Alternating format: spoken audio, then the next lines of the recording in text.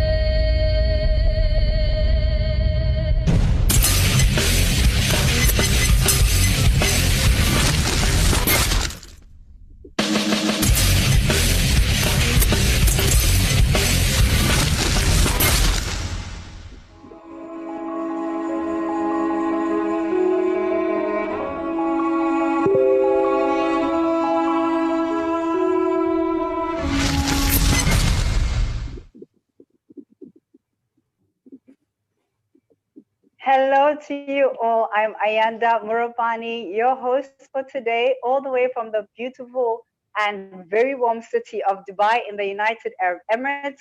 I'm so pleased to welcome you on behalf of the Masterclass Initiative and Africunia TV to this session today. And we are thrilled that you could join us.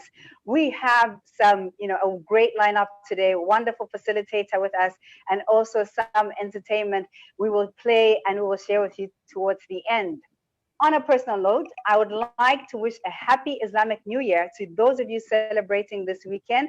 The Masterclass Initiative is truly pleased to bring you another insightful and impactful session on this very weekend. And we know that you've come to expect that standard from us. We want to sincerely thank all our partners, particularly Africunia TV, enabling us to bring you quality content at your convenience wherever you are in the world today, because this is what makes this whole concept so forward thinking after all. Our guest facilitator today is Melanie D. She's currently a consultant, a senior IT consultant with one of the big four. If you know the big four in the auditing world, we're talking Ernst & Young, and in her case, KPMG, based out of Austria. And she will be presenting on the topic post-COVID-19, the future mindset toolbox.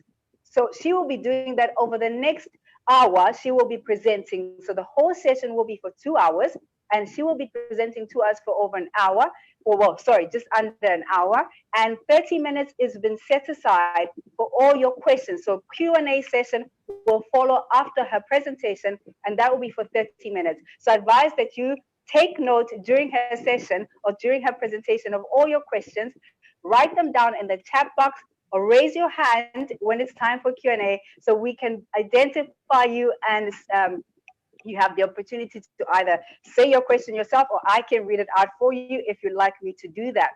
We will be recording the session, so if you have missed it or you have found so much value in it, you want to share with others, you can find the recording on the Africunia's YouTube pages and Facebook pages, so look out for that. So please don't rush off. At the end, we have some great entertainment to round up the session. But before I introduce the facilitator to you, just after the short commercial break, I'll do that. Let's first have a short commercial break from one of our partners.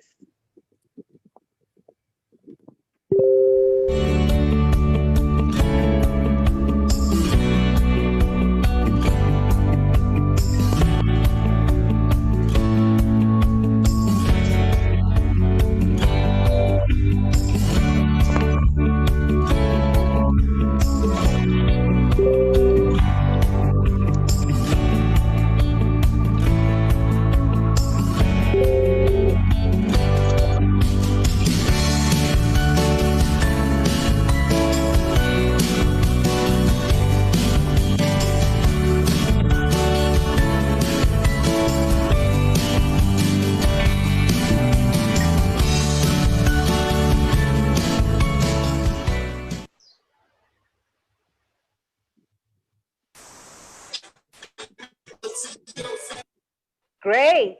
And we are back. I just wanted to see how many more people have joined us.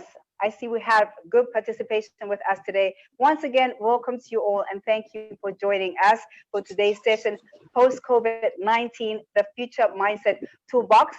And to now introduce to you the facilitator who will be unpacking this subject for us in greater detail, the one and only Melanie Deep. Melanie, I hope I'm pronouncing your name correctly. Is that okay? The first name is absolutely fine. Last name is Lila. How do you say your second name? Deppe. Deppe. Okay. I actually did practice that before and I wasn't sure it's right. So thank you, Melanie Deppe. Nice name, Melanie. Thank you for being with us today. For all of you attending today, Melanie was originally born in Germany, even though she's now currently based in Austria. She's traveled to so many wonderful exotic countries and has lived in places like Bangkok, Cologne, San Francisco, New York, and even where I am today, Dubai. She's a senior IT consultant with KPMG, as I said before, one of the big four. And she's very passionate about helping clients find value and fix situations, problems that they're not able to do so themselves.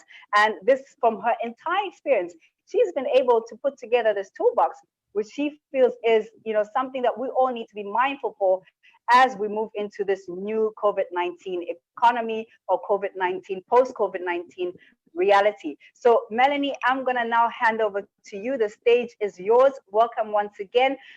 Just before I do that, please note that all microphones need to be muted until the presentation is done. And once that is done, I will give then the cue to the audience to then pose their questions. If you have no further matters at hand, we will now go straight into Melanie's presentation. Melanie, go ahead. Perfect. Thank you, Ayana, and thank you for the opportunity of having me here. That was a great introduction, and I do want to share what I learned on my path so far. So for that, I created like this little presentation with a short agenda for all of you. So we're gonna share it in 3 parts. The first one is know who you're working with, and that is the most important person because that's gonna be yourself. You have to know who you are, who you want to be, and what is important to you. You also need to choose the people you surround yourself with. Not everybody is who's along the way is the good one for you or like helps you where you want to go, but you need those people anyway, as well as those who are your cheerleaders. And then the third part is directly related to the topic. It's the tool, techniques, and methods. I encourage you all to have like a pen and some paper with you, because whenever you see those red box in the right corner, that will be your task. So I have a timer here right next to me. So I want you to interact and engage. You can do those like little exercises on your own. We can share some insights in the Q&A or also like during the presentation. But I do want you all to take something from this presentation. And that, in my opinion, is best done when you actually do something. So this is not just to chill and relax, but I also want to tickle your brain a little bit. Let's go. So know who you're working with. Like you will be working with yourself, your ideas, your discipline, and also your ego. That can bring you a long way. It gives you confidence. It leads the path, but it could also stand in your way. So you need to know what triggers you in some of those difficult situations. So here's the first exercise before I go deeper into the topic. Please read through the words and write on those piece of paper and with the pen that you have, what attributes to you. So if you are a very optimistic person, the glass is always half full, the sun is always shining, write that word down for you.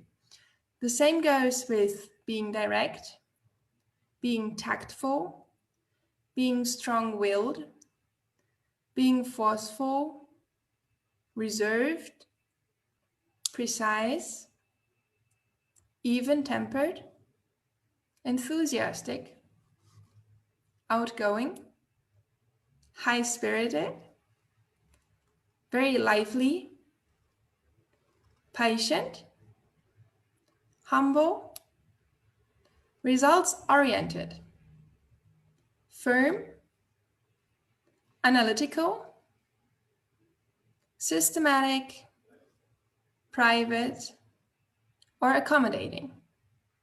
I'll just give you a minute here. Write down the words that you feel describe yourself best. Melanie, as everybody, the participants are writing down, I mean, Yeah. just a quick question from my side, how did you come about, doing what you do? How did you know this is the career path that you wanted to take? I'm sure people will be interested to know that. Yeah, I can do that. So ever since I was like, as you said earlier, I was born and raised in Germany. I went there to high school and also my first bachelor studies. And I felt group work is awesome. Like group work really helps me to tackle a problem, come up with a solution. But it's not always the answer that's in the book that's the right answer. So you have to like draw over the lines and like look a bit further, combine different experiences. And then a good friend of the family actually introduced me to his job, who is a consultant. And I'm like, don't you just like paint fancy slides and just like talk the whole day? Because Yeah. I do have to admit, like I also had a lot of prejudices against the job. And then he's like, yeah, well, that's not everything we do. We actually do create value. Let me show you. And that's how I got hooked. So I got a part of his team. And ever since then, I realized like I'm brought in when the client needs some support or just a different perspective. Because me being external, I can ask questions that people from the inside cannot do. Like, Yeah. why do we have to do that? Why is Yeah. the process always like this? What is Yeah. always like this? So I Yeah. can question the status quo and actually being paid for it. So, and that's the twig that I like about my job. Like Well, it's a nice combination to let your creativity spark, but also like delivering profound value. amazing. No, I think it's wonderful for people to know how you got started and Yeah, actually what true. led you into this career path. So thank you for sharing that. So I'm sure everybody's ready now with their ideas or words. Thank you, Melanie. Perfect, absolutely. We can do that more often. There's like multiple breaks. So whenever in a break, we can have like this little conversation about it. So if you have Great more stuff. questions, feel free. Good. Thank you. So just to give you an insight, like I'm going to go to the next slide and you will see the same words, but in a different color. So I want you to look through your words that you just wrote down and write down the color that you have the most mentions of. So if you wrote down optimistic, outgoing, high-spirited, lively, and enthusiastic, your color is definitely red. Same goes with blue, with green, and with yellow. And this is one of the first models I want to introduce you to you. It's the disc model. So all that is marked in the same color goes, say, in the same bracket.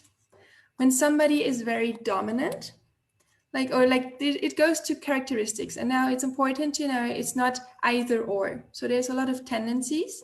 I cannot be purely green. I cannot be purely blue.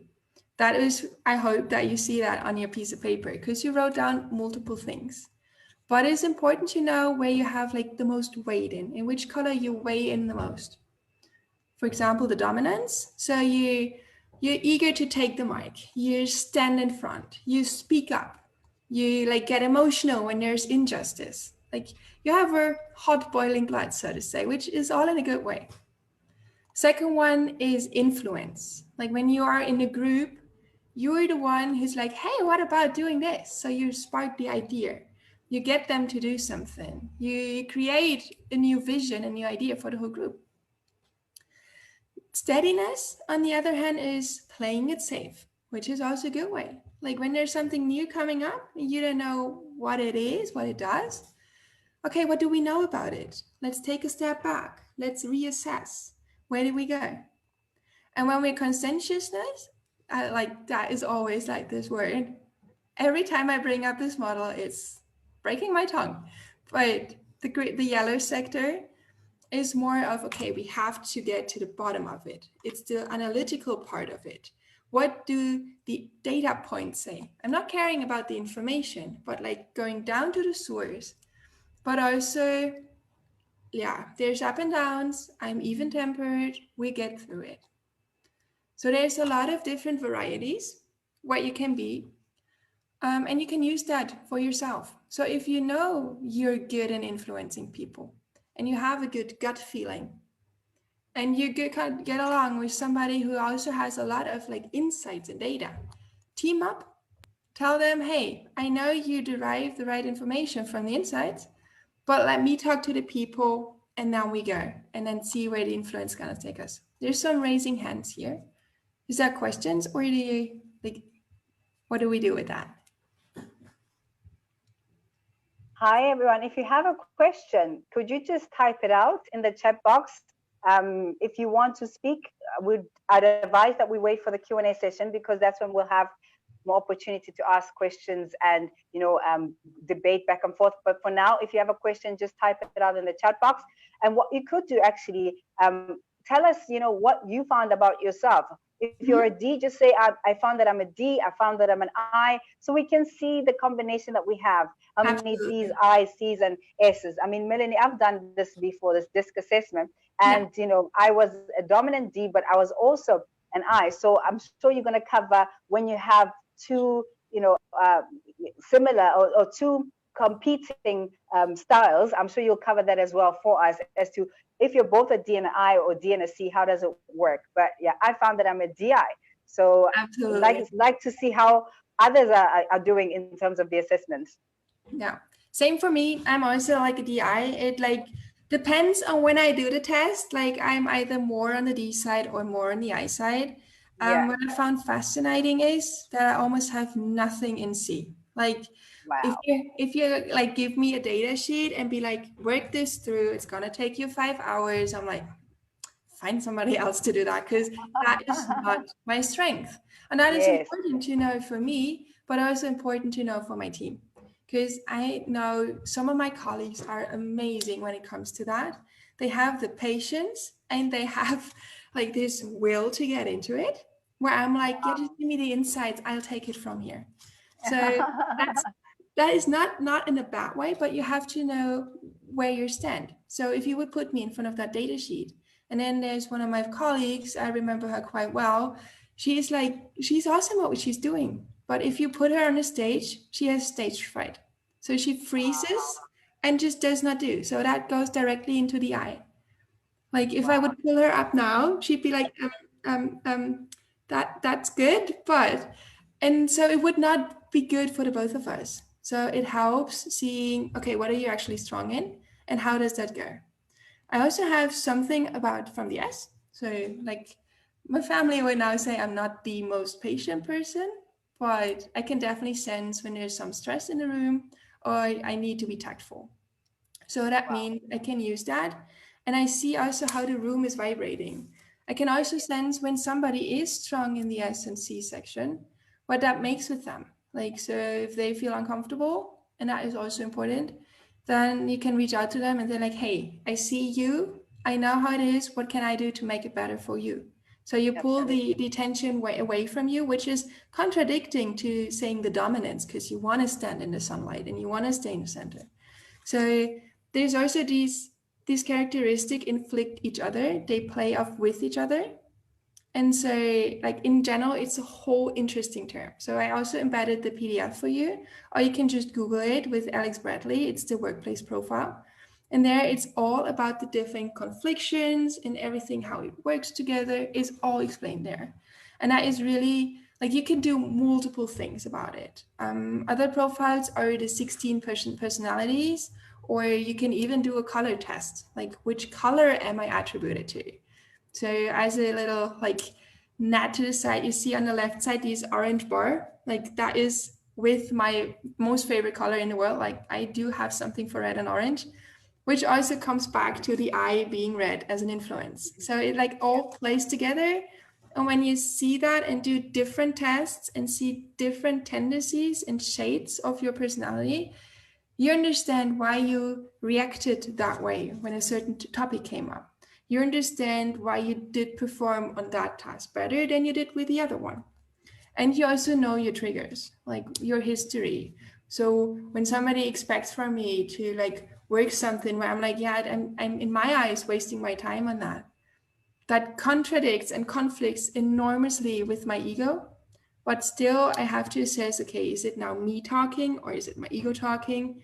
What's the context of the situation? And sometimes I just like have to bite in the sour apple and get through it. But you only know that if you know who you're working with. And that like comes back to the point, know yourself. Get yourself to know. It's a fantastic journey. It takes long. You still will discover some parts about yourself for the next years that you're like, oh, where was that? Like I never saw that. And that makes it so fascinating. Amazing. And I hope that everybody, I'm sure they can identify with some of the things you've said. And hopefully we can get, people putting in the chat if they're a D or an I or a C and an S, so we can see how many we have. So carry on, Melanie. Perfect. So that is like this as a small insight into the first topic. I would propose like that I touch on multiple topics, just as I did now. You write your notes and then dig in afterwards, because that is also one of the tasks that I learned during my career and during my path. You have to write down what you know, and more importantly, you have to write down what you don't know. So for example, if that's the first time you heard about DISC, you write it down and like Google it later and then actually do it. That's how you learn. Second part, choose the people you surround yourself with. So generally speaking, you're the average of the 5 closest people around you. If they are focused, motivated, driven, you become more focused, motivated, and driven yourself. I could have inserted any adjective here. So if they are very sporty and they drag you out, you're going to be sporty yourself. Still waiting for that to happen for myself, but there's still hope, I guess. Now, but let's get back to the topic. I just wrote down 6 different keywords or key motives, which I want to dive into. So just like, I want to entangle it with like personal experiences or what I learned during my studies. So let's dive right into it. First one is get attached to the motive, not the people. And that was is strongly related to the purpose or like to the job I had before my master's. So as I said earlier, a family friend made me familiar with this whole consulting world. So I started working in his company. And I did well. Like for almost 3 years, I did projects, the clients were happy. And I was always knowing like I do want to center myself around the client's need. It's the agile transformation, it is the future mindset. But then some people changed. Like some quit the job, some actually left the company. And I felt, hey, it's not the same with not the team. And then also the focus kind of shifted in the company itself. And that's when I realized this is not fulfilling my purpose. I love the people here, and especially my boss, but I'm too far away from where I want to go. So I want to get attached to the motive. So I chose to go abroad again, to study overseas, to get back to the motive of international business and carry on from there. The second part is learning from others. I forgot who said it. Some wise person must have been. When you're speaking, you're just repeating what you know. When you're listening, you might learn something new. And that just stuck with me. So whenever I get the chance, I keep quiet. I try to listen to people, like hear from their experiences. Ayanda said it earlier, during my studies, I traveled a lot. Studying some parts in San Francisco and then moving to Dubai, whole different perspective, whole different world. So I kind of shut up and listened to the people. So I learned a lot. And that was very cool. So you can learn from others through their speaking, you visiting webinars like here, you read books, YouTube is fantastic. Get to learn something, every day something new. The third one is show others and present yourself. Like I've been sharing this masterclass with my family and friends. Like, hey, this is what I do. Yes, I do have a full-time job, but still, like I created something which I'm actually proud of. And I wanna share that and I wanna get into touch with it. Hey, what do you think? Can you give some feedback? Did I speak too fast? Was I nervous? Did I feel uncomfortable? So it's not only feedback with myself, but also the people that were listening. And the same happens also at work. When you create a model or you have a nice project idea, you write it down, you prepare your points, and you present it. But also present yourself. Not saying like, oh, I think it should be nice that, but more like, hey, this is me, this is what I have. And then you can go back to the disc model. Hey, I know I saw the inside when you're very hard on the yellow side of life. Or if you're very dominant, say like, hey, I need to dial that back a little because this is me approaching with an idea. So you got to know who you're working with, you know yourself, and then adjust the presentation style to use it. So not only show others, but also show up for yourself, because it doesn't help you if you did all the work, you ran the kilometers, and then somebody else is there and be like, yay, nice. But it has to be your name. And that leads me to the fourth point. Is the effort equal? So you're going to have a lot of people that surround you, that say they want to help you, and that are going to help you. You have friends from your childhood, throughout school life, then later on in your professional life. And whenever you work with somebody, you have to see, is the effort equal? Am I carrying the whole thing? Or is it really like we do this together? Are we in this together? And what I found helps most if you talk about it. So I opened up to one of my closest friends when I did like little projects with them, saying, hey, I am all in. I do want to go that extra step. I do want to create something that's going to blow them away and have a little tweak to it so it stands out. Are you in as well? And then if they say like, yes, let's do it, that's awesome. But it's also totally fair if they're going to say like, not for me. Like, it's fine, but not for me. And then you got to deal with it. But it's better if it's upfront and not that you like work hour after hour and you put yourself in, and then at the end you're like, yeah, wow, that was nice, but I carried it all on my shoulders, because that's not good for you. The fifth part is to rest and relax, alone or together. And I'm now going back to my personal experience. So here in Austria, we got on a lockdown in early March. So that is, we've now almost September, like something like 5 months ago. We thought, like our company thought, okay, let's see how it is going to go. It's the first time having such a pandemic, having such effects on the economy. First week was slower. I mean, that's true. We do work a lot. So the first week was actually nice, like catching a breath, taking a little step in, because everything was new. And then our clients were like, hey, this is overwhelming. We need you, and we need you now. So ever since March, I've been working. And when I say working, I've been working a lot. And just now I realized I do need to rest, because like I forget something. I forget appointments, or I forget some connections between two info points that somebody told me that would normally not happen to me. So even though I eat good, I eat well, I do go outside to catch a fresh breath of air in the morning. I do get my 7 to 8 hours of sleep in, but still there was no rest.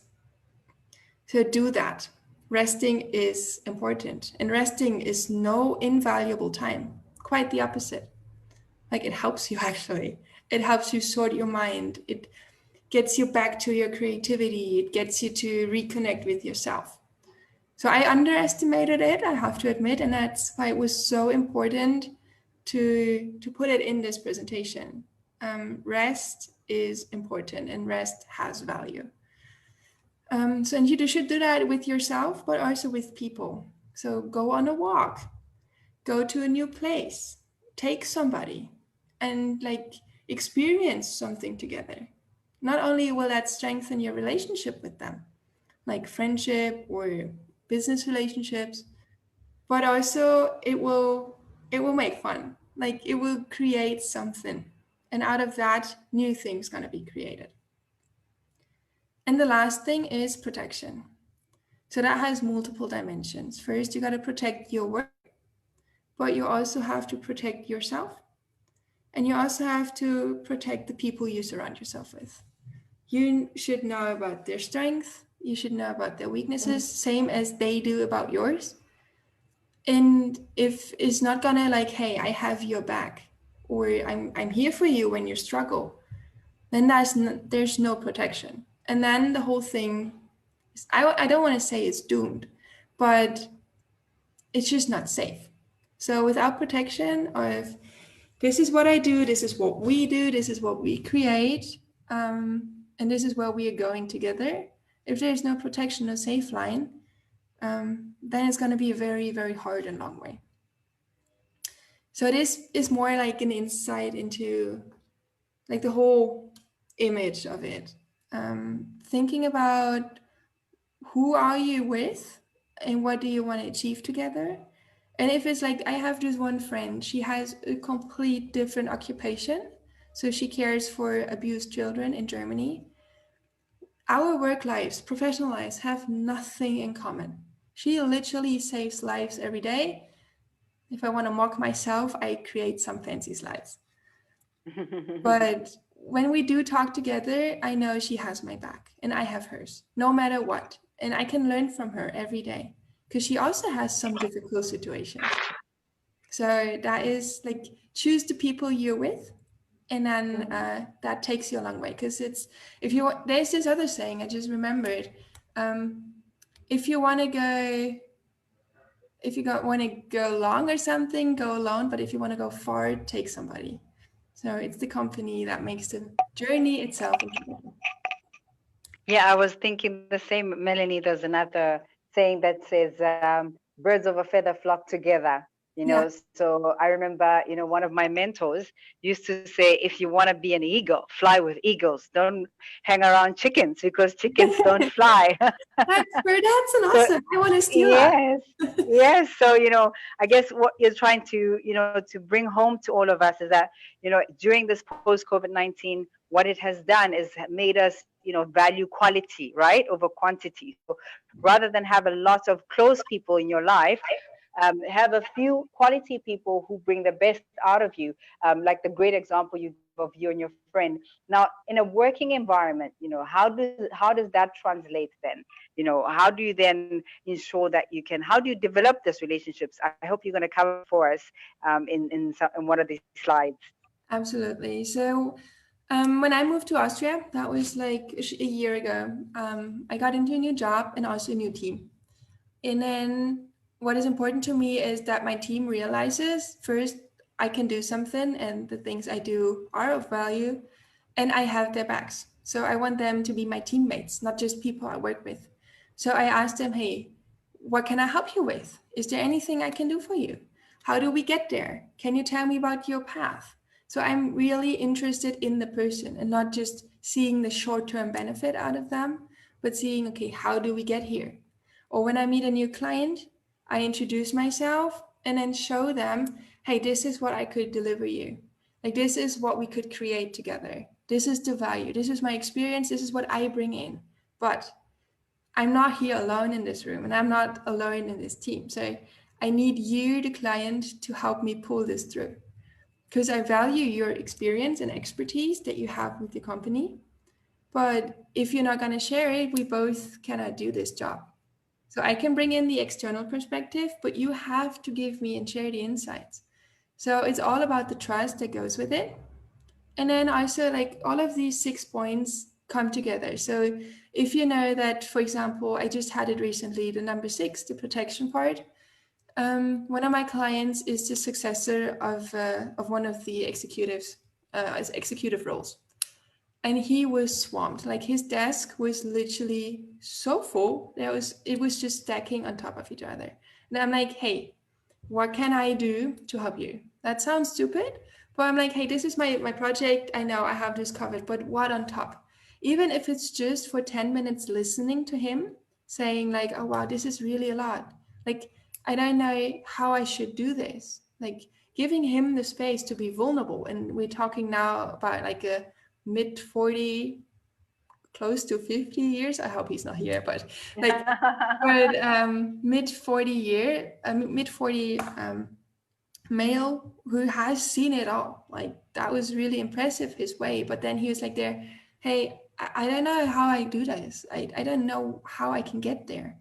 So, and then like, what do you want out of it? Like, what do you want people to say about your job and your role and your function? Yeah, I do want to like get it back together. We're just post merger integration and also COVID. Like it's crazy these times. I'm like, yeah, what can you learn from your new team? But how can you show the others? How can you put them in the spotlight and their wisdom? How do you say with is the effort equal? So I applied all of these questions, most of them. Like I didn't tell him to rest and relax with his team because that was quite early. But I would also say him that because he also powered through the whole COVID time, and he also needs a break to like settle down, adjust his North Star. That's like a German saying. To get back centered and see where he's going. So also the people you surround yourself with, sometimes you cannot choose them. But I feel strongly there's always something in everybody that you can learn from them. Even if they make your life miserable and they just want your worst, you know how to protect yourself from them. Absolutely. I think that whole diversity and inclusion is about making sure that, if you know whether you're a D or an I or an S or a C, then you know how to, work with others who are very different from you, especially in situations in the work environment, like you were saying, you can't choose who you work with, but you can choose who you are in that team and how you behave. Yeah. Absolutely. So just looking on the time, I hope that was all right for just like some peeking in, scratching the surface. I bet there's plenty of chance to get back in the Q&A. And then I want to do with the third part, some tools and techniques and do like little exercises with each one of those where you're also like going to use your pen again, if that's all right with them. Do we need some? So we have half an hour. Just Yeah. Sorry to interrupt. We have half an hour. So I think you're going to pack a lot in that half an hour. So it's good that it's going to be action orientated. Absolutely. So half an hour left for the presentation. Absolutely. So then let's dive right in. So we have 6 different examples. That means for every technique, I picked a different example. So for this one, it's renewable energy. The short explanation is in the top left corner. So brainstorming is typically for a set topic, you collect words, phrases, ideas, concept, and sort them. And sort and prioritize them afterwards. That's the important part. You don't neglect any idea now. So what I want you to do, I have a timer right here. I'll set it for 2 minutes. And then I'll just walk you through a guided brainstorming. So I'm going to talk a little bit about renewable energy, and you write everything down you know about the topic, no matter how spacey and fancy it might sound, everything that you know. Ready? And let's go. So renewable energy is different in every country. There's different types of renewable energy. There's different value we can derive from it. Why do we need renewable energy? We have the greenhouse effect, climate change, global warming. There's scaring scenarios. When should we best learn about renewable energy? Or what is there to learn about renewable energy? What does renewable mean? So is planting a forest and then cutting it down renewable energy because the tree is going to grow back? What about wind, solar, water? How do we best harness renewable energy? And how do we store it? Where would we use it? Do we use it in the same way? Is there an age limit? Is the using different for a kid than it is for a grandparent? What about the different qualities that countries have?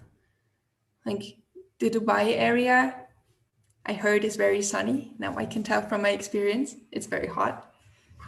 So what's best for them? Or when it comes to an area where there's a lot of water, what are the different methods that we can harness it? What does renewable energy mean to you? And 4, 3, 2, 1. Wicked.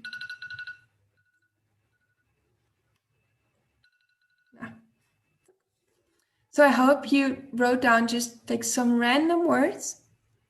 And this is the perfect setting for brainstorming. This is what I do with the client when they're like, I really don't know what to do. A funny trick, if somebody is really negative thinking, do reverse brainstorming. So what could go wrong? What's the worst possible outcome? So a question would be for renewable energy, how could we destroy energy? What is the least efficient way for energy? Or what is the most harmful way to source energy when it comes to the climate health? And with that, you have different ideas. And it best works when you're not alone. I mean, it works with yourself too, and you get yourself to ask some questions.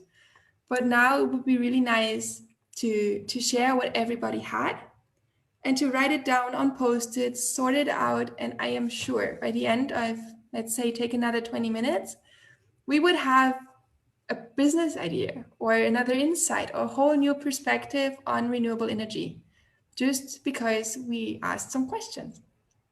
So brainstorming is really fun and really effective. Like you would underestimate it, but it is cool. And that's my first tool out of the toolbox. And just quickly, Melanie, why is it important in the post-COVID-19 scenario or new reality to have brainstorming sessions?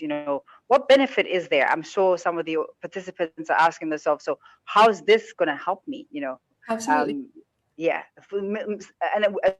Considering that most of them probably have not been in consulting or at the corporate level to be involved at this level. So, I mean, when we're talking about maybe like college students, university students, entry level professionals, young entrepreneurs, how is this beneficial for them? You said it in your own words. It's a new reality. So we can compare a problem or like just a situation that was well known before, like taking a business flight. So is that going to be still a thing? So we can, with brainstorming, we can compare post-COVID or pre-COVID. How did that change? How did it impact me? What was my job before and what it is afterwards? So, for example, during my bachelor's, I was waiting tables because I mean somehow you had to get the money to finance me through my studies. So waiting tables is now difficult. Here in Austria, we still have to wear masks, or the waiters still have to wear masks. You have to like disinfect your fingers and hands and you write your name down in a list. So how did that change? And how can we do that better? So it's to grasp this new reality. What changed? What is new? And how does it make me feel? Thank you. Then going on to the next one, mind mapping. It is quite similar to brainstorming, but it is more guided. Or like you have this, how do I sort things together? How does it actually make sense? You create lines with that. So my example here now is building a house. So it gets really stormy here in Austria. Good thing I cleaned today. So building a house, write that in the middle, circle it, and then with different lines or different colors even, create what does that mean to you. So when I want to build a house, I have to know how many people are there. Is it going to be 1 generation, 2 generations, 3? So wait, let me shortly close the window here. It's getting too windy.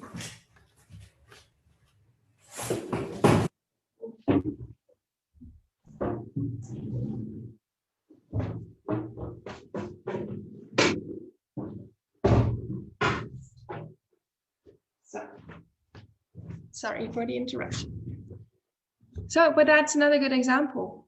Windy, is your house good when there's a storm, or what other national catastrophes could arrive? How do I build the foundation? How do I get my stuff? So who's going to build the walls? Where do I get the windows?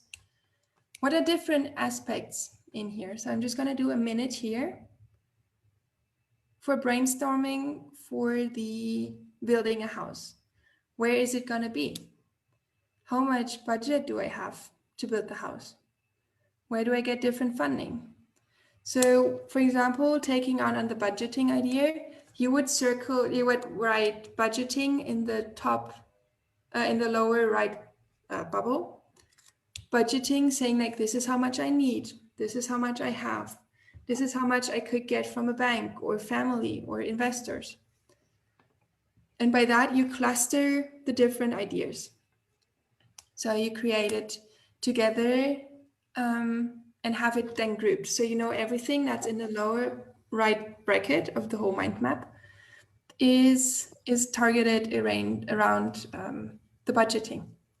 So it's literally, your mind is very confused and chaotic, but if you map it down and connect it with fine lines, you can say, hey, this is the map now. And now I can work myself through. And now relating it back to the COVID or post-COVID scenario, mind mapping helps you also take a grip and to grasp what's happening right now. There's so many different things that might influence you in your daily life, not as a consultant necessarily, but also privately. Like my family lives more than 1,000 kilometers away. How do I reach them? Is flying simple? So if I say as a goal, I want to visit my family, I have to make the corona test. I show up prior to the airport to have enough time. I have to make sure that I have hand disinfect portable with me. I need to do call my mom that she's going to pick me up from the airport. All of this kind of different stuff. So it helps structuring your thoughts.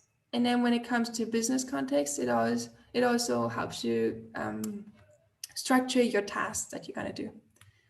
So I find it very helpful.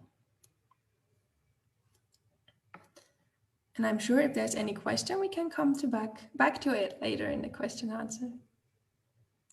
Yeah, I like the way you're now starting to connect the concepts so that everybody understands how they fit together. Absolutely. The next one is a fun method. Like whenever I get the chance to use it, I do. Because it's literally like putting on different hats. The topic here is now getting a pet. So what would be each hat's reaction to get a pet? So we have these, like in the top left corner, you see the method was created by De Bono. So if you want to Google him afterwards, feel free. So if I want to have a pet, I set up like the white hat and say like, okay, what are the facts? For example, what kind of pet? And like if I want to have a cat, it needs food, it needs a crate, it needs time, it cannot be alone, how old is it? So all the facts that would be like talking toward a pet. With emotions, the question would be completely different. Yes, I do want to have a cat, like obviously. Like there's nothing nicer than coming home and then the little cat jumps on your lap and is excited for you, or you're like on the couch watching TV and like pet it next to you. It's very warm, familiar. When it comes to the benefits, they're like, hey, getting a pet, that would be nice. If I had kids, I'd be like, hey, they can now learn how to take care, to take over responsibilities. So it would be actually a really useful thing. With ideas, be like, hey, I could create a TikTok channel with this cat. Like I could go crazy and get 1 million followers. So it's nice. What different ideas do I get with a pet? The planning would be, okay, so if I now want to have a pet, when do I need to get the cat? Do I need to go to the veterinarian? When do I buy all the supplies? Is my apartment ready? Do I have a holiday scheduled up? So it doesn't make sense to buy it now and then next week leave for a holiday. So it's the very planning way. And judgment would be like logical negative. Yeah, but is a cat really that good idea, or better a dog? And what if, like, so you're bound and you cannot leave for a holiday spontaneously? You always have to make sure, like, you struggle getting yourself fed and having not rely on deep freeze pizza, and now you want to take care of a pet. So you actively go in that role and have 6 different perspectives to one topic, and that is just really nice to really helpful to force yourself seeing different perspectives, especially after COVID, or like in the post-COVID scenario now.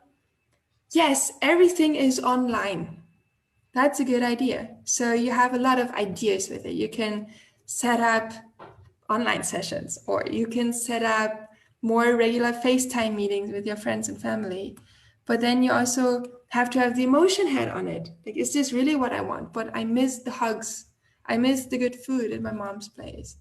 Or the fact would be, but that would mean I'm a lot in front of a computer and I like talk in front of a camera. Or planning would be okay. So when is the internet connection good? Is my plan, like, does it cover it all, or do I use too much data? So when you're in front of a decision, use those different hats and then see what different arguments you come up with, because there are multiple perspectives to a given scenario. And if you force yourself taking on a different hat, you automatically come to a like more realistic version of the whole situation. And I found it very good, because also that helps you. One of my clients just told me, oh, everything's never gonna go back to normal. Everything is just, I don't want to use cussing words. Like, it's not nice. So when you get there and put on the emotion hat, you say like, hey, I understand you. I know, I can see how it ruffles you. And I can see how dreading it is sometimes. And you're not used to working this way. And then you put on the green one. But hey, ideas could be. What do you think? How could we get out of it? How could we use this? So it helps people coping with the situation and showing them different perspectives to a different topic. So that helped me a lot. Any questions for now? Or then I would, because we don't have too much time and I want to go. I think, yes, sorry, I think let's just push ahead. Yeah. And then we will, because I also want to have another question, but I'm holding off until the Q&A. Let's do that. Mood boards is also nice when you want to visualize where you're going. So for example, when you walk down the streets and you like, there's a little staircase, you first look where the staircase is, and then do the steps. Or when you throw a ball, you first look with your eyes and then move your body into that direction. The same goes with your mind. So if you want to have a jungle house, I didn't come up with a better picture, but I think it's very easy to create to explain the idea around it. So if you post different pictures, hey, this is how my jungle house is going to look like. So you make it a reality, something real in your mind. Your mindset fixes on it, and it is as if you were looking to it and aiming it. So all your actions are going to be targeted at this. So you have answers when somebody asks, so how does it going to look like? Where is it going to be located? And with the mood board, you also not only put your vision to it, but you also feel how it is. Like, I could see myself jumping into that little, into the pond with the waterfall, or like going through and feeling the plants on my fingers. So it all feeds into your vision. That's a really nice thing when you don't know how it's going to be, or when you want to decide between two things. So one of my colleagues decided to go back studying after he had a very successful career in a completely unrelated field, and was like, hey, I do think I feel I want to go into financial sector. And I'm like, are you sure? He's like, I'm not sure. I'm not sure about anything. And then I printed out some pictures from like everything, every profession, everything. And I asked him, hey, cut out what you think applies to you. And then when we had the mood board said it was all in AI and financial restructuring and strategy optimization, all of these things. So the mood board helps to visualize what his heart, so to say, already knew. Storyboard is kind of the same thing, but you're closer to one story and you're helping theater, like the concepts that a theater works will use. You will take that to get somewhere. So here I have a picture of a lemonade stand, and then sorry, I don't take cash. I take PayPal, Apple Pay, Google Wallet, Square, Dollar, to checkout, Skrill, WePay, Surf, WallPay, eWay, IcePay, Stripe, and Braintree. Yeah, but still, what happens next? So if you find a cartoon or an image, or you create your own story, who is your main character? What action is going to happen? What happens along the way? How is a decision going to be made? And what do the people think? So here the little boy answered all the questions, and the adult will be, yeah, but I only have cash. So what do we do with it? How could the story go on from here? And by that, you might come into a new perspective. This will spark your creativity. So it's all about getting out of this stiff work that you are in and try to get like this creative part of your brain working. And last but not least, picture association. So as you notice, like brainstorming and a mind mapping, so it goes always larger, and the picture association is the largest one. You have one dog sitting on a rocket. What now? So what does the dog see, feel, aim at, regret, or believe in? We did this exercise with our client as a post-merger integration. So it was two companies that merged into one. And we asked that, like, so what now? And you could ask that yourself after COVID. What now? I have so many friends that unfortunately lost their jobs or were not able to get an internship, and they're sitting at home. What now? So it helps if you create a story, the one before, or just with a picture. What now? How do we get from here to there? So this is just an overview. And I added two things on the bottom. It's design thinking and Scrum.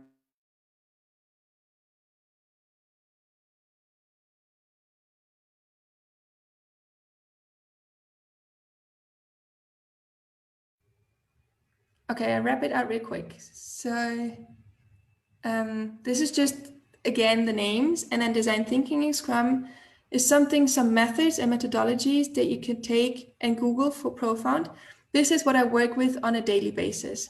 So if there's any question and answer for it, I'm happy to answer that. But this is just to give you like some bites to Google, because I don't want to reveal the whole thing.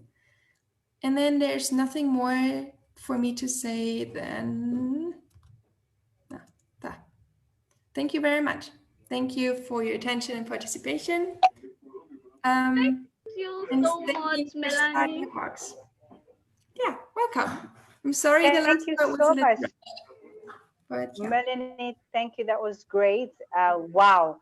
You know, I'm in the HR field and I've seen some of these toolbox, that you've unpacked, but I learned something today, to be honest. That was great. And I think you made it very practical.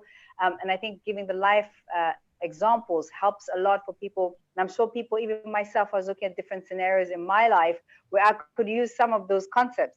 And as I know that human beings are very visual. So I know when we visualize, that works. And I've even tried a storyboard as well for my own, personal life. And they really work to visualize what kind of future you want, what kind of life you want. So fantastic presentation, quality presentation. Thank you so much. And I like what you've said there. Future mindset is open, curious, humble, and not afraid to start over and over again, because with each step you gain experience.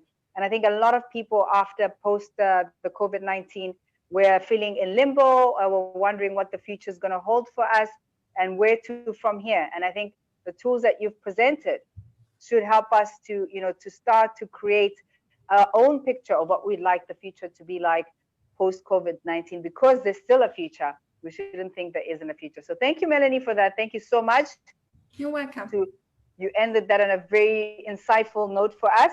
And I now will open it up for questions. But before I do that, I want us to take a quick commercial break. So quick commercial break from our partners again. And when we come back, the audience, the participants will have an opportunity to pose their questions to you. And I have one as well. So quick commercial break and we'll be right back. Yes, you deserve the water. Have you realized how many people are earning millions in the cryptocurrency business? Did you know you could be one of those people? You sure can be, and there's more. The cryptocurrency market is still very new, and there's a huge potential to be successful even if you don't have any experience or weren't aware of the existence of cryptocurrency until now. If you're seriously thinking about your financial future and your financial freedom, now is the time to pay attention because Avcash is here to simplify the cryptocurrency market for you. First, you may be asking, what is Avcash? Avcash is a type of virtual currency. It is a digital currency owned by Africunia Bank, and it's based on cryptography and created through a process called mining. Just like the serial number on a paper bill, each Avcash digital coin is unique. Unlike money issued by governments, there's a finite number of Avcash, ensuring they cannot be affected by inflation and are impossible to counterfeit, because Avcash cryptocurrency is not tied to any particular country or central bank. The value of your coin depends on factors such as usability, demand, and supply. When joining Avcash, you become part of our global network of Ashcash traders and exchangers, and you will be able to choose among different ways to use your Avcash. You can trade the coin and benefit from its value. You will also be able to make payments and transfer money to and from any part of the world in seconds at a very low transaction fee using our blockchain technology. The fact is, Avcash is the money of the future. It represents freedom of payment. It gives you control and many more advantages. Transparent information, customer anonymity, no risk, purchases are not taxed. Avcash is tradable and exchangeable with other cryptocurrencies and fiat currencies. In the cryptocurrency world, very low transaction fees are a reality. And your next question might be, how do I get Avcash? In traditional fiat money systems, governments simply create money when they need to, leading to inflation. But in the cryptocurrency universe, money isn't printed at all. It's mined. Computers around the world are mining coins. Miners run specialized software on high-powered computers to solve complex mathematical puzzles. We are investing in the best available software and hardware to stay on top of all of the technology. So, if you are interested in mining, we have an even easier solution for you to start mining. No need to assemble rigs or have hot, loud computers at home. You can your web browser, and you can start making profits today. Everything's already set up for you. As soon as you join us, you can start mining and start earning your Avcash coins. A year from now, you'd wish you'd started today. If you want to know more, please check out our website at www.africunia.org or join us on Facebook or Telegram.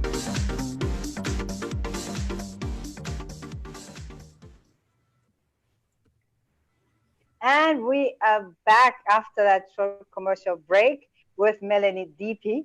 So I know how to say your name now. Great stuff. So audience participants, this is your opportunity to pose your questions to Melanie. So type your questions out in the Q&A or raise your hand if you want to, say your question out. Your time starts now. We have 30 minutes, so make it count. If we don't have any questions yet, I have my first question, Melanie. So from your experience, which toolbox would you say most organizations, prefer? Which one have you seen as most effective, or is it depending on industry? It is not only, I would not say necessarily depending on the industry, which also it does play a role, but it's the situation. It is most handy when you know what the tool is. So for example, it's when I go into my dad's tool room, is that a thing, work with handicraft stuff. I don't know how that works. So any tool is ineffective in my hands. But when he comes and repairs something like a squeaking door, he knows what he's doing. So it's the most effective thing, but only the tool that is good for a squeaking door. And that is the same thing within a working or a business context. So you have to see what helps. What I found like helping a lot is the brainstorming, because everybody in some way has already done the brainstorming. But if you do it right and you really follow it through and leave it open and don't judge anybody of like any idea that they have, they'll be like, oh wow, we created that, did we? Like we came up with that. And it's so interesting to see that spark. And that could be then followed on with the storytelling. So you take them on a journey, like a customer journey could be another example of that. Saying, okay, how do we implement that? This is our goal, where we want to go. How do we get there? So literally, what do we pack in our bag? Which map do we use and which route? So it is specific to the environment, the people, the topic, the time maybe also, because it's a difference when you do something early in the morning when everybody just had their fresh coffee, or after a long day of working. Then they like, you know what, you do your creativity thingies, I'm good. So you have to like read the room a little bit. Good. Thank you so much for answering that. And I mean, my second question would be, what do you think stops people from, trying out some of these tools? What do you think is the misconceptions, let me say? Well, like this is a question that I get like every other day. But what if I answer wrong? What if my answer is wrong? And I'm like, who decides my answer is right? Yes. We do that together. So there's nothing wrong, like take out this judgment. And sometimes it helps leaving the room, like going outside a little, or like going for a walk and then discussing it. Because then people are able to think more freely. Because sometimes they feel like, but this is always how I've done that. And I put on that idea already, but people shoved me down. I don't want to do that again. And I felt terrible. Or they wouldn't see my perspective. Like I don't want to make a mistake. So get them out of that situation, of that reality, and put them into something, hey, like I always say, like, this is tools, like, or even more with more pictures, we're now in a sandbox. Let's build a sandcastle. And if it's a great sandcastle, everybody's happy. And even if it's not, we just had a lot of fun along the way. Nothing can go wrong. So, and that helps them. And when you see like I did that with design thinking, I had these like wax that you can mold different things out of. I brought it with, that was like, they were older. They were like senior management, something. So like 50 years old and older. I'm like, yeah, let's mold it. Like, how? I'm like with grandkids or your own, like, let's get crafty. And they're like, that's so much fun. I didn't know this could be so much fun. And that's when you catch them. Because when we humans have fun, we get to do a lot, and we can actually create something new. Wow. And I think I like that concept of the future mindset is about, looking at things with a different perspective, and it can still be fun, no matter what's happened with COVID, no matter what. I mean, there's been a lot of losses, as you mentioned, friends losing work, there's been a lot of negative things, but there's still opportunity for creativity and fun in the creative process. So I think that's something that, a lot of us need to start to, see that, there's opportunity for fun and creativity in this new reality that we're living in. So Thank you for that great example. See 60-year-old, 50-year-old executives playing with clay like kids must have been interesting. that was really funny, because the task was to create the car of the future, and they had to use clay and different molds to create a car. And that was just, I had so much fun with that. You have such a fun job. I think some people are thinking, how do I become a consultant? No, I actually do. Like sometimes, of course, it's hard, but I always try to make my task like fun, because otherwise, where's the point of it? Then I'm just wasting time. So what's the downside of what you do? I mean, you're talking a lot of the positives. So what's the downside of it? So as I mentioned earlier, we work a lot. So sometimes, or like now in Austria, it's like, it's mid of August. It's fantastic here. If you ever have the chance to get to Vienna during this time, It is hot, but it's so beautiful. So when friends say like, hey, let's hang out and eat ice cream at 4 p.m., I'm like, I'd love to, but I actually have to do my job, because whatever workshop, so we call that workshop, all these creativity methods. So you do pictures of it and write a protocol afterwards. And that protocol could take up like 3-4 hours, because you want to do it good and want to write down all the notes, everything that everybody said. So because you don't want to lose what you created. So that's a downside. And what I said earlier, like I'm as an external can ask difficult questions. Sometimes, even if the best business solution would be to, I don't know, abandon a plant or like a facility, or create a new division, or to change the job profile of some people, the political view of the company or the management view of the company could be something else. And then it's personal feelings involved. And then you have to take care that you don't get your head too deep in, because in the end, it's still your client. You cannot save the world. I cannot save the world, although I sometimes wish I could. And it's still their decision. I can just prepare, show them all the aspects, recommend something that I would do, or what KPMG would recommend them. But in the end, it's the client who has to decide. And sometimes that's not the same decision. And then you have to accept that and work with it and not work against it. So it's also taking your ego out of it, knowing yourself and be like, okay, I might know it better, but the client must. This is the client, absolutely. Thank you. I think we have a question. Somebody has a question for Melanie? Yes. Go ahead, please. Yeah, tell us your name. We want to know who you are. Tell us your name and then you can say your question. Good afternoon or good evening. Hello, good evening. Yeah, I'm Jado. I'm from Kenya. All right. Hi, Jado. Welcome from the beautiful Kenya. Thank you. Thank you. What's your question? I would like to thank Melanie for the good lecture of today. And my question is about back to your presentation. Given the statement in your presentation that we are average of 5 closest people around us. Yeah. Are you suggesting we should practice a discrimination and avoid certain people? I would not choosing. Yeah, like that's, I know that's a trick question. For example, for me, like when I count 5 people, that's my family. So no room for my friends. Or if I just do my friends, there's no room for my family. So what helps me is that I pick a topic. For example, I do want to get better in sports. So when I want to do that, I hang out for a time with people that get really into sports. So they pick me up, but not the whole day is about sports. Like when I just want to do something like really good at work, or I want to do this particular project and we are there with 25 people. And I know those 5, they have like really interesting insights. They are driven and they do want to do something. I see myself working with them.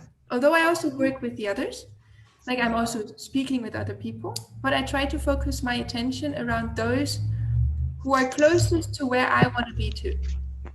So it's like means you're gonna choose who has the same mission or vision with you, then you follow them.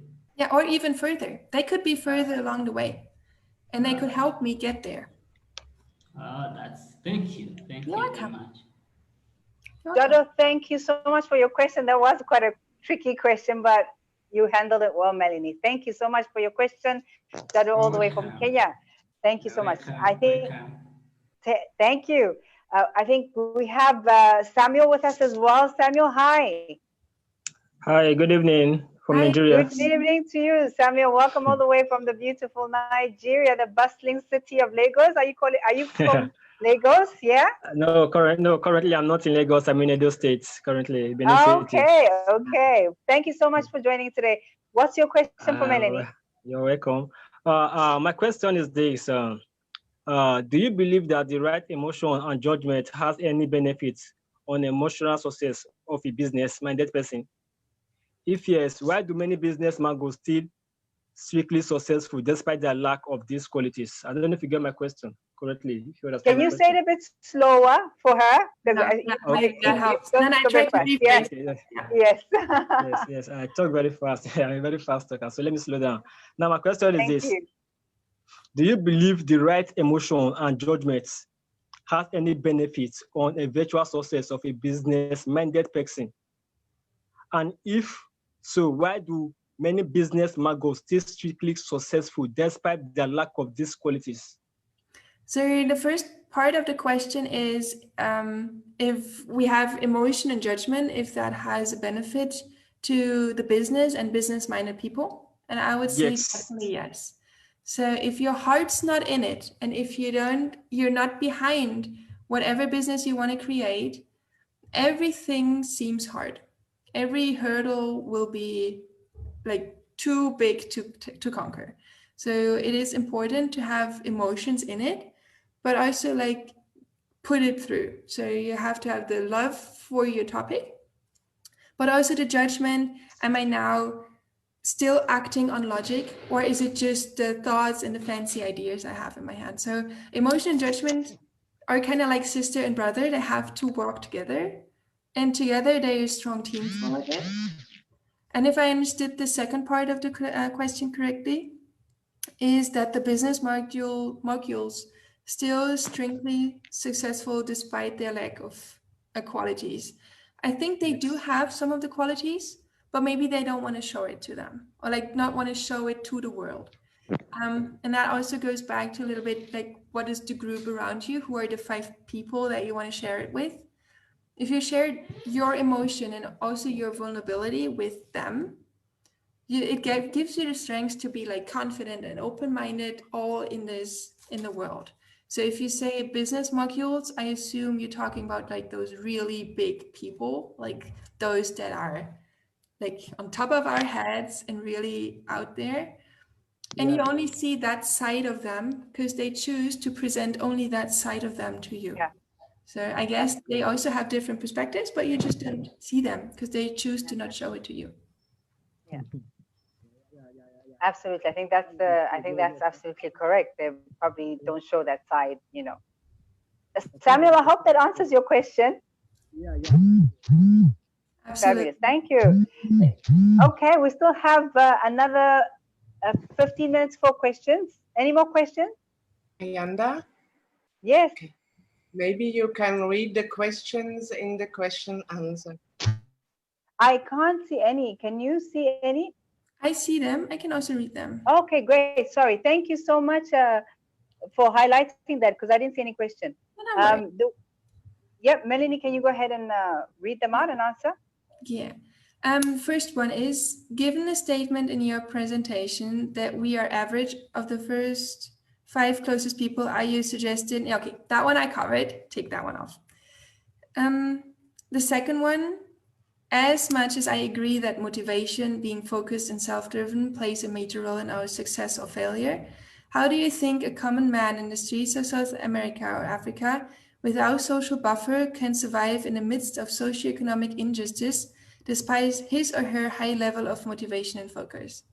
And I do admit that's tough. That's hard. And that is just sometimes unbearable. Maybe you remember when in the second part of the presentation, I talked about learn from others. That also extend to seek help, ask for help. There's people like Babatunde from MasterClass sessions, and then Africa Unite TV. They will help.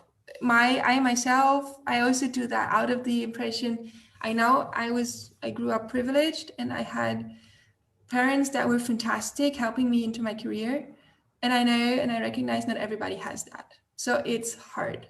And then seek out, explain yourself, and then say like, hey, how can I, with what I have, create something, and how can I get help? Who is willing to help me? And that is also being vulnerable and being open about it. Does that answer the question, whoever asked that? Hello. Hello. Thank you so much for the question. Hi, we have Pradeep.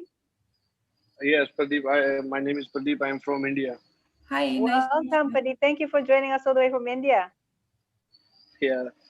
First of all, I would like to say that it was actually my first time to attend any webinar, and I'm quite impressive to know, such a great information. Thanks for sharing such information. You're welcome. Thank you for joining us for the first time. Welcome. Welcome. Thank you so much for the great feedback. Wonderful. Actually, my question is, if I will talk about, my local area. My local area is now sealed for 1 week, and people are saying maybe this will last for 15 days. So I was thinking about the situation. What will be the situation after the pandemic will end? Means what will happen to our immunity, and how we need to tackle this situation. Even the lockdown situation is ended, so we have to we need to take some precautions personally on ourselves on personal basis, or we need to rely on the government only. So what So, can be done on personal basis, I would say. first of all, if I find the question to when this pandemic ends, I will share it, like with everybody. I think this is what we all want to know. I myself just like very personally got a call from a colleague of mine who just got tested positive. So we are up in our burden and back to quarantine again. So I hope he's well. Like he has not any symptoms, and it's fine. So it's an up and down, I guess. Like as frustrating as this answer is going to be, we have to pull through it together. And then it's on us now, being a community, to recognize, hey, there's a small business that needs our help now. So maybe like as an insight to me being me, when it first started with the lockdown, I researched small businesses that did vegan pancakes and vegan muffins. So I just ate muffins for 3 weeks straight because I was supporting local businesses, obviously. Yeah. So like find creative ways to help each other out. It's there's not nobody who has a single answer. I think there's a huge part that we have to rely on ourselves to pull through, also with the mental strength, because it can get very frustrating, but also governance and larger companies in the area or the country, they have to work together. And there's no need in denying it. There's no need in playing it down. It is serious and it affects people, and it has a huge effect and impact on the business world. So like as frustrating as this answer might be, I think maybe look at it as it is something positive somehow. We all now back to square one, and we have to have a new era of business, and let's see how we can create it. Because I mean, just today is how is that called, the World Earth Day or something. So up until now, we used all of our resources that the earth provided for 1 year. So from tomorrow onwards, we live off next generation's resources that the earth produces. And I, for myself, I don't want to have that for my kids. Like I do want to create a better future. And maybe this one is the wake-up call that we also desperately needed. So basically we have to be positive and look forward a brighter future, doing some creative things to, to make our future suitable. So thank you so much, I would say. Yeah. Thank you, Pradeep, for the question. Thank you, Melanie, for that. And I just want to add that let's remember that governments also are heavily burdened right now. I mean, we can see it even in the US, even the best countries, the best governments, the richest first world countries are struggling with decision making. They're struggling with policy. They're struggling with, how to resolve this. So this, as Melanie rightly said, needs like a community effort. We have to now start to get involved and to start to be part of the solution, like we're doing with Africunia, like what Africunia is doing, what MasterClass Initiative is doing, is trying to be the solution, part of the solution to some of the challenges that our countries are facing. So, it's up to us, not just the governments, to, work towards a better future. Yeah, that is very nice. Exactly. Yeah. Thank you so much. Thank you so much, and we hope you join us again, Pradeep. Yeah, that would be Yes, I will I will Fantastic. join every time. I would say it was great meeting you guys online. Thank you so much for giving such a great Thank information. you. And follow us, please. Follow us, everyone. Follow us. I forgot to mention that earlier on because I was so excited to Yes, get into the topic. Follow us on I social have already media, followed. on LinkedIn, on Instagram. Oh, fantastic. On Facebook. Please follow us. Keep up to date with all the future events that we're going to have. Thank you so much. And next question, Melanie, do you have any next questions to read out? I'm sorry, I can't see the chat box where the questions Right. are. That's why I didn't read any of them. That's fine. Because giving the time, it's 5 minutes. I would say it's just time for one more question, and then you can wrap it up. Okay. So can we take 2 questions? Because I did hog some of the time from them. So just 2 questions is okay? Okay, good. Alrighty. So it have also 2 hands. So Okay. Okay. So let's do 2 questions, 2 hands, and then we will have to go to a commercial break before we wrap up. Is that okay? Absolutely. Thank you. Shall we do first the hands or first the questions? It's up to you. Okay, then I have a question here that is very interesting. Given your biography, you're evidently born in a first world country, Germany, who arguably we can say the educational and social system works. Now, how do you think one can compare your success rate to that of an average woman for a third world country? That is a fantastic question, I have to say. Because like you hit 2 main spots of what I'm doing every day. First, me recognizing my privilege, first world country, we do have it good, like not everybody, but just overall. And also the educational and social system just works.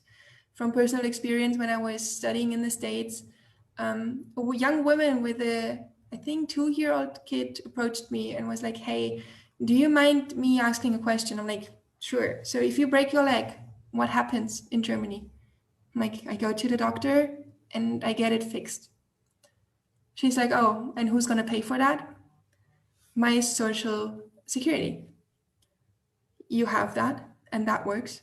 So that was my, like, it was shattering because she's a mom of a 2-year-old and gets like and has these sorrows. And then with the average woman of a third world country, for that, I have to meet you guys. So that is the second thing. I do want to expand my vision. This is one thing why I joined these whole sessions, to get your insights, to get a sense of your reality. And before I can say what's the best way to go, like I do have to meet you guys. And there's no way around it, either through online sessions or when traveling is open. I do have some really good friends in Lagos in Nigeria. I do want to visit them, and then digging in and seeing, like out of my experience, how I can help, what I can make better.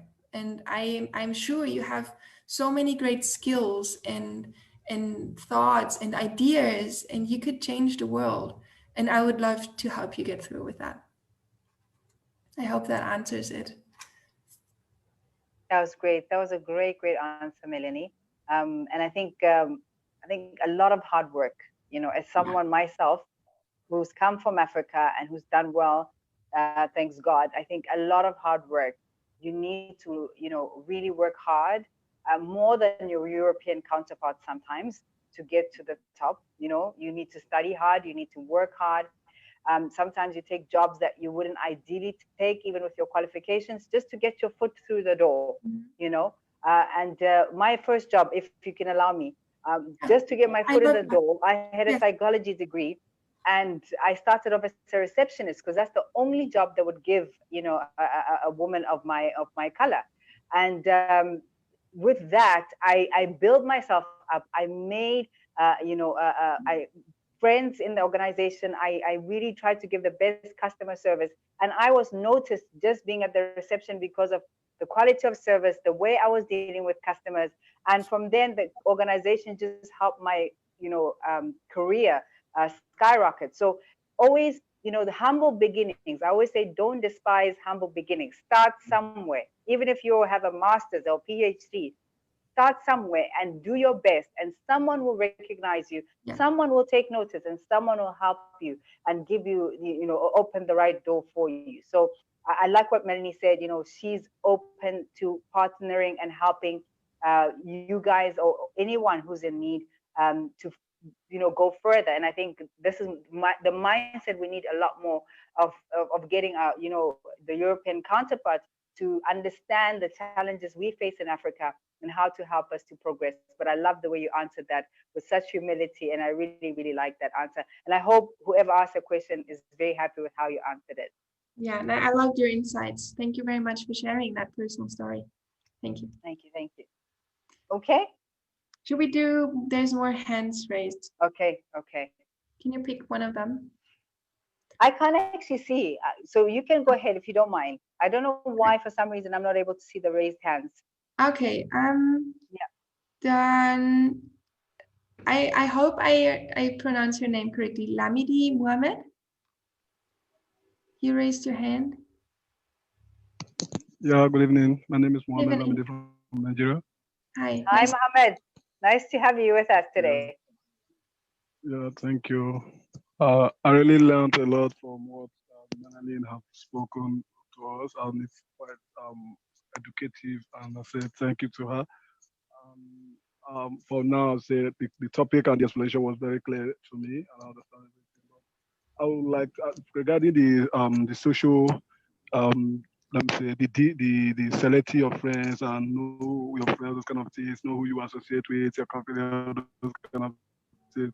Like she said before, if I'm to move with 5 people and I have like 10 people, that means I'll be selected from the 5 important ones that I think they are more important to me. What if among, let me say I have 100 and maybe like say 100 more of them are important to me? How will I be able to differentiate them or pick the one that will be okay for me? So if I wow, you have 100? No, it's just an instance. Just an instance. Okay. I might be working with an organization whereby I have thousands of friends there, so I have to pick from them. So how will I be able to do this? So if I understood your question correctly, you mean referring back to the 5 people you're closest with? Yeah. How to really distinguish who is that? I really want to get some input there. Yeah. Take a leap of faith. Like, you're gonna choose some who you think they're gonna do great and who you think they share the same mission. And then while you're working together, while you also grow yourself, you will see, hey, this one still feeds into my cause and those don't. And that is nothing bad. It's just important to recognize that. So you will, with people, like those 5 people will be there when you start your journey, but it will be a whole complete bunch of set of people when you arrive at your destination. And that is totally fair and okay, because you need some people for every step of the way. And they're gonna teach you something. So there's no sheet like, hey, I have this checklist and you're gonna be on my list. You have to take a leap of faith, because you cannot read minds and you cannot read intentions. You can just see people's behavior. And from there on, you just have to get experience, good and bad one. Okay, I think I understand better now. It does not really mean I must have 5, but 5 important ones will be there. So there might be up to 20, but there must be important ones which I can share some information, some vital tips with, while the rest will still be as a friends, normal friends, just a friend. I understand now. Thank you. You're welcome. Thank you for your question. Yeah. Thank you for your question. Thank you so much, Mohammed. Okay, next question. And just before Melanie reads the question, I just want to encourage you, please don't rush off. We have great entertainment right after the commercial break. Before we conclude, we have some music as we promised, and we want you to stay so you can end this on a very high and entertaining note. Thank you, everyone. Melanie, continue with the questions, please. Okay. Mr. Shebu, yeah, hello. Yeah, good evening. Good evening. Yeah, I must say that your presentation was very fantastic. Thank you. Very educating and everything. Thank you. So, Thank you. You know, before now, people do believe that they can't work without seeing physically. Like going to office, working, see their boss and everything. But I believe with this COVID-19 of 18, everything has changed to digital aspect right now.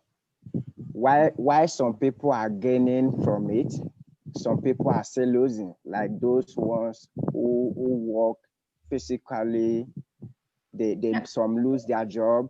Those who are working digitally, they keep doing their jobs and everything is moving perfectly. Yeah. Now, how will you, what advice will you give to those people, maybe like those people that lose their job and those people, maybe they are still ignorant, as in they don't know the decision to take, either to learn something from the digital industry or just to stay at home just the way it is. What advice do you have for them? Thank you for your question. Let me put it in two parts. So if I understood you correctly, there's sometimes people that cannot help it, but their jobs are in danger and their job is changed. And others are very ignorant to like, no, I don't want to work online. This is not something for me. For the latter, that was one of my mentors said, if you cannot change the people, change the people. So if they're ignorant and don't want to contribute and don't want to try it out and don't show initiative, help them find a new way out of your company or out of your business. For those who really want to do that, but they struggle, be patient with them. Like I had a lot of clients who like, I've never worked online. Like all I do is text my daughter. This is like the most I do with my phone. So how do I actually Skype or do Zoom webinars? Can you walk me through on which buttons do I have to press? So sometimes they forget to mute themselves or unmute themselves. So be patient with them and teach them what it takes. And if there's a job who is now like absolutely not relevant anymore, find a person is not the job. Like a job does not define the person. There's always more to the stories. So I am a profound believer in the variety in the spectrum of the human capabilities. So there is something that person can learn. And there's something that he or she can contribute in a very unique and special way. So it is patience and finding a new way together, I would say. Does that answer your question? Thank you very much. I was actually trying to tell you that you advise those people. I'm not referring to myself. Mm-hmm. Yeah, I'm referring to the general public because some people don't even know what to do right now. Maybe out of frustration, maybe they don't know how to get into the digital world, or maybe they don't even know the decision to take right now. So what I was trying to tell you is for you to just throw them some word of advice on maybe what to do so that they can find life easier for them. I think it's talking to them and being humble and patient. There is no one-fit-all solution. And if you don't, I think if you go back to Melanie's presentation, I think the different scenarios she gave, whether it be storyboard, whether it be brainstorming, you know, those are activities that you can take to help someone actually have clarity and get to what they need to achieve. So sometimes it's not just talking, it's actually helping them through those exercises to understand, to clear their thoughts, to actually have clarity and understand where they want to go. Yeah. So applying those tools is very effective as well. So encourage people to use the tools as she's presented, and they will actually find the answers themselves, I find most of the time. Would you not agree, Melanie? Yeah, totally. Nothing to add. Thank you so much. I think we have one more hand from Mr. Frank. You have a question? Yes. Good evening, everybody. I think you're the last hand. Sorry, you're the last hand. Sorry, sir, but you're the last hand. A very provocative one. By the way, orange is also my favorite color, so that was very sympathetic at the beginning. And, you know, the presentation is great. I know this system. I was able to live it as well, and we had it in our company when I was working for the bank. And everything is working well if you apply it, I mean, in a very logical way. Now, I had the chance to go to Africa, and I learned a different world. And I talk about Black Africa, not Nigeria, South Africa. I talk about Congo. I talk about the surrounding countries of Congo, Great Lakes area, and this deep black. So coming with this idea, would you mind to accept the provocative statement, you need a certain level of education and understanding of business to follow this procedure, I mean, to follow these rules you are presenting before? Or would it be possible to find a different approach, also to get a bit more, let's say, closer to these people? And, you know, they are working like 50 or 100 years ago. They have their local custom rules, they have the tribes and all these problems. And I tell you, I had many bad experience, and it is a real tough nut to go into, and especially to teach them something, especially if it's coming from Mundele, from the white man. And sometimes I said I had to go and to have a new school, the school of life, in order to get closer to them. So what do you think about that? I would do a big, like massive, be cautious stamp on all my slides. So you cannot just take them and say like, this is it, this is how we're gonna do it, this is how it's done. So it is like, I think makes a nice circle to the very first question of our Q&A session. It is dependent on the scenario and the situation. Like I was not fortunate enough yet to be in that area and to see for myself like how life is there. I was not attending that life school, unfortunately not yet, but you have to invite me. You're very welcome. I know, we talked about that. Yeah, You're welcome, come. So I know, but so I think the first time, or like the first times, multiple times, I would be first observing, like see how it is, how it goes, what is there, and then see if there are some parallels. So like, I think the human nature in every culture so far that I met is playful and wants to help each other and is very happy and cheerful when there's good things coming away. So if you can harness that positivity and like make little steps, like say, hey, this is my idea. What do you think about it? Could that work? Could that not work? So get into a discussion early on, because I don't claim the center stage for myself, also not with my tools. It's still just tools. And in the right hands, I mean, the squeaking door, with the best tools, I could not repair it. So it is the discussion and also me learning from my opponent, because every time I enter this creative process, I learn and gain so much more, just as I learned here in this session. So I would say, yes, you're absolutely right. Like there is differences and there's not a one-fits-all solution. And then I think you have to assess, where am I right now? What are the people doing that I'm around? And how do we together get there? And maybe some of those tactics prove good. For example, like building something up and saying like, okay, how do we get here? What materials, starting point, what do we have around laying here? Like look on the floor, look left and right, what do we have? And then create a story out of it, make it practical. So you can actually like, I don't know, when you want to build a house, like take the brick and feel it. And then brainstorming doesn't help, because then it's too theoretical. And like, exactly. Yeah. What are you cloud fishing there? Like that's not gonna do something. Like that's what I find, I guess. That would be my answer. Does that help you? That's great. It's exactly what I get as a, let's say, as a real life solution. You have to break it down. You have to adapt yourself to the level you find there, and then to start with the knowledge you have and try to find out which way you can go. Yeah. So thank you very much. You're welcome. Thank you for the question and that statement. I have to jump in quickly. We have a doctor from Tanzania who wants to ask a question. Oh, wow. Okay, can that be the last question? Is that okay? I know we're not able to cover all the questions.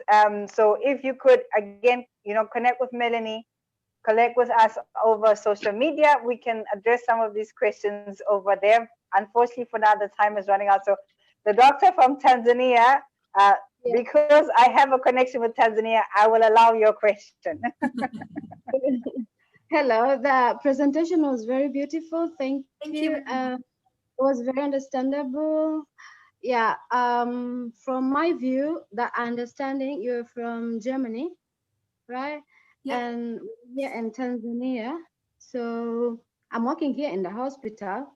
So my interest is knowing, like, how would your social and system support the health workers in public patient. I'm sorry, can you repeat? Sorry, can you repeat that? Yes. That was too loud, unfortunately. All right. My interest is knowing how your social and medical system support the health workers and the COVID patients. How is it going? So, for example, like what I said earlier, my colleague just got tested positive. So we have a hotline nationwide that we can call, and then I can describe the situation I'm in. So I went to business dinner on Tuesday with him, and then I can tell, like, this is my symptoms that I have. Luckily, I don't have any. So do you think, and then I asked the medical personnel, like, do you think a testing is necessary? And then they decide how it's gonna go with me. They have special facilities. There is the Red Cross coming to my doorstep and getting a test on me. So it is all like very good, I would say, from my experience. And some of my friends are still living in the US, so they don't have that much testing. And also the awareness in the country is not that high about it. And this place, I want to thank you, representing all the social workers and all the medical staff. You are doing a fantastic job. Like, you are the heroes of our times. Without you guys, like, I don't want to even start to think about where we are. And you are true life heroes, because I know you work over hours. You put your own health at risk, and you put your family and your own interests aside to help somebody. And that is just amazing. Like, I do want to say very much thank you at this point. That is awesome. And I hope that every country gets the resources that they need. I hope Tanzania has everything that they need, that you have in your hospital, all the resources that you want to have. And I just pray that everybody gets back to health again. Yeah. Thank you so much, Melanie. I really gained a lot, a whole lot. Thank you. You're so too much. cute. Thank you so much. This is the youth from Nigeria. So, Emma, I love it. No. Oh, wonderful. Those were wonderful questions. I think that was an amazing interaction. You know, the questions were so genuine and so heartfelt. Melanie, thank you for being so sincere, humble, you know, and so open in how you address the questions. You know, that was a really wonderful session. I hope everybody gained a lot, not just from the presentation, but from listening to the questions also being posed and the answers. Thank you so much for taking the time to, you know, post those questions in the chat and the Q&A and to raise your hands. We really, really appreciate that. And we want to reward you with some great music entertainment to end this session. And before we do that, we're going to have our last commercial break, and then we'll end up with some music because it's the weekend. Yes? Yes. Be right back.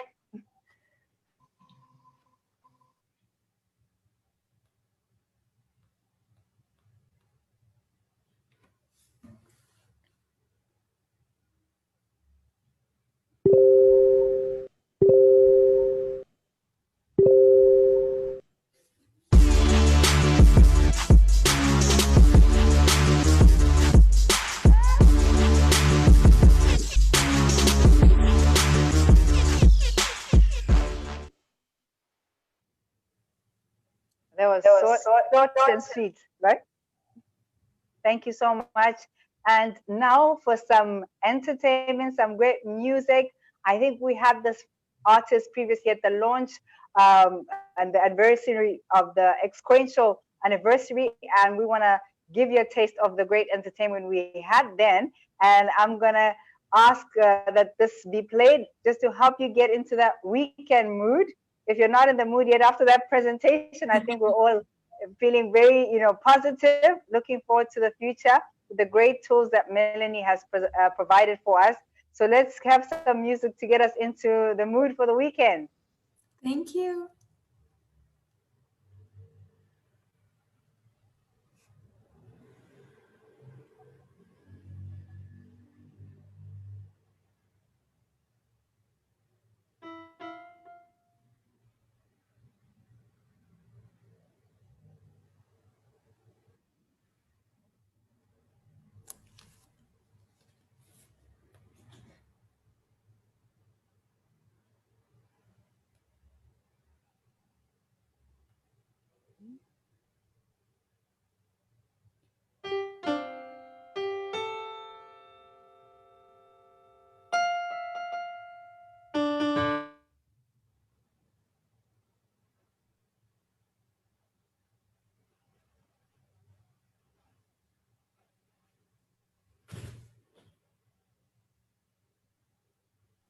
Are we connecting? Yeah, okay.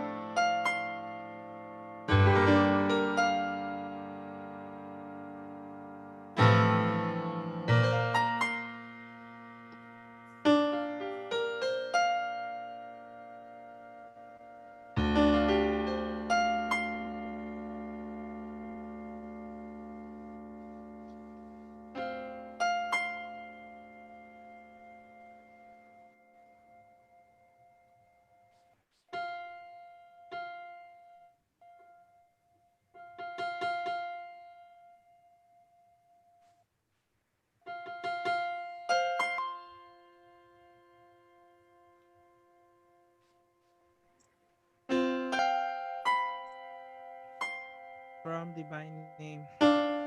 Good afternoon, everyone. Good day. I'm from Divine Name. And nice meeting you guys. I like to go some tracks for you and some freestyle.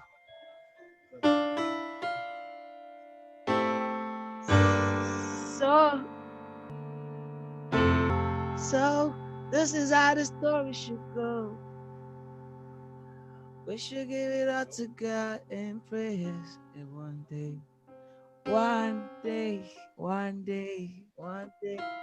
this is how the story should go. We should believe in so that we can pray to one day. Believe in yourself so one day, God's in His yeah. Pray to God for blessing. God's love is real. Yeah. Never look up my God. Yeah. God's promise is real. Pray. Yeah. God's favor is real. So I'm gonna drop my song now, titled Lero. Lero actually means something comes out easily for you. A good song that you can vibe on, a motivational song. Recording, creating with my producer, Baby Ward, and the team around me. So I'll be entertaining you guys right now.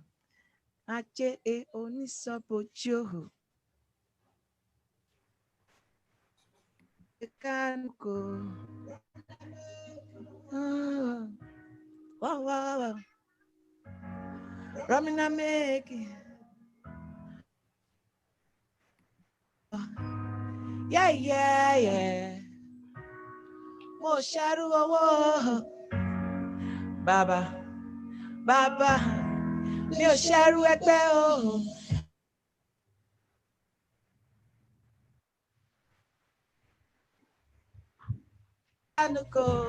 Oya, yálé mi lẹ́rọ̀, oya, wọlé mi lẹ́rọ̀. Ohun ẹgbẹ́ mi ṣe nírọ̀rùn, kò mà nílé fún mi. Kò mà nílé fún mi, kò mà nílé fún mi. Wọ́wọ́ yẹ, yé bàbá wọlé mi lẹ́rọ̀. Yé bàbá jẹ́ kí n blow lẹ́rọ̀. Yé bàbá ìrọ̀rùn láyé o. Wọ́wọ́ yé.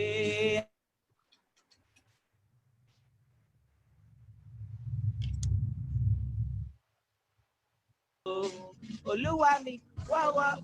Oh, you got me, yeah, walking, yeah, you got me praying.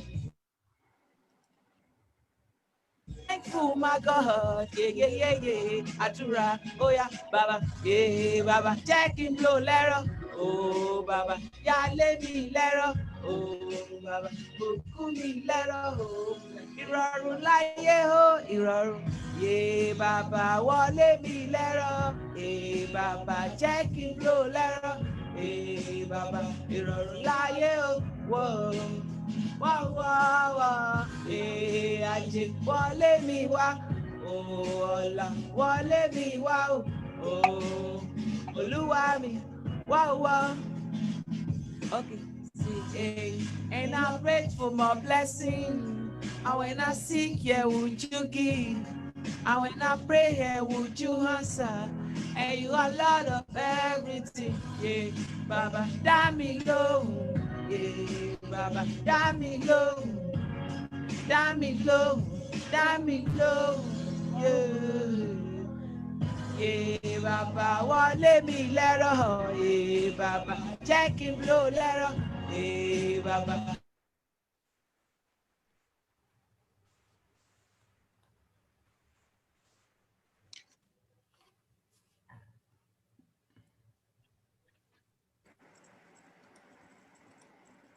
Okay, I think we have some unfortunate technical difficulties with that, but thank you so much to BB Music World for that taste of the great artist, and we hope we can have them live with us next time on one of our masterclass.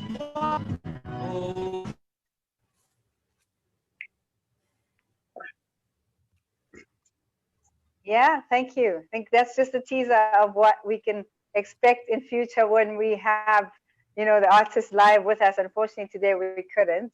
But thank you, everyone. We have unfortunately reached the conclusion of this masterclass session. I'm so glad to see that everyone truly enjoyed that. And we want to reward you with a certificate of attendance. So that will be emailed to you after the session within the next week. And I want to give a special thanks to Melanie, who, you know, has given her time and, you know, given us a quality presentation. Melanie, I'm sure you could hear from the participants that they really, you know, enjoyed your presentation, and you gained a lot of value from what you had to share. So from my side, thank you for being here. On behalf of the Masterclass Initiative, on behalf of Africunia TV, we appreciate your time, and we hope you'll be back again with us, yeah, in the future. It will be an honor. Yes. Thank you so much for preparing. Thank you. Thank you for Absolutely. That was very Thanks for your time. Thank you. Thank you to the audience. Thank you for participating, for joining us. Please don't forget to look up for future classes on our social media. And we welcome any suggestions that you may have as to topics that you'd like us to tackle. So don't be afraid to share with us what you'd like us to talk about as well. Send us your suggestions. And we look forward to you joining us again for any future masterclasses that we will have, because we want to continue our mission of fostering a global community of enlightened individuals. Until then, please stay safe, take care, wear a mask, and let's connect with each other and have a wonderful weekend, everybody. God bless. Thank you. Thank you. Thank you. Thank you. Thank you. Thank you. Remember, the recording will be on YouTube and Facebook. Thank you. Thank you. Thank you. Bye.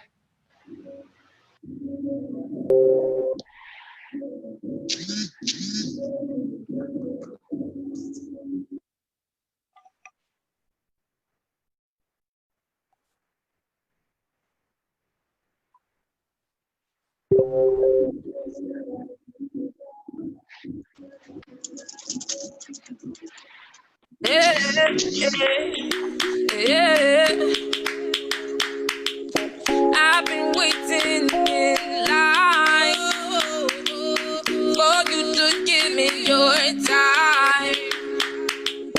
Listening in silence all night. Give me a little if you mind.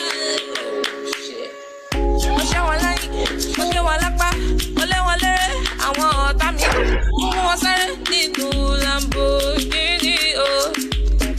Wọ́n ṣẹ́ wọn lẹ́yìn, ó gé wọn lápá, ó lé wọn léré. Àwọn ọ̀tá mi wọ́n sáré nínú Lamborghini o. Promise I'm down for the ride. Give me another tonight. You know I'll be here for a while. Here for the ride, here for the ride. Promise I'm down for the ride. Give me another tonight. You know I'll be here for a while. Here for the ride, here for the ride.